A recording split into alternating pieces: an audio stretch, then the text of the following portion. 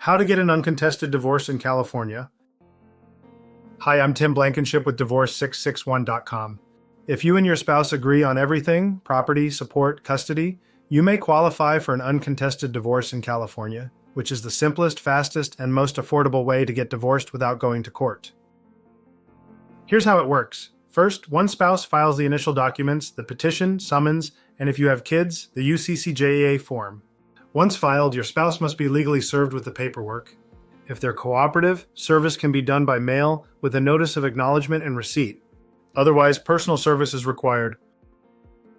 Next, both parties complete and exchange financial disclosures. This step is mandatory, even if you're in full agreement. Once that's done, you'll sign a marital settlement agreement that outlines all your terms, including how property will be divided and what, if any, support will be paid. After that, we prepare and submit your judgment package to the court. If everything is completed correctly, the court will review and approve your case, often without any hearings or court appearances.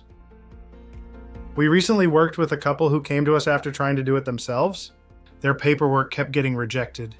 We took over, completed everything accurately, and had their judgment approved within a few weeks. They never had to step foot in a courtroom.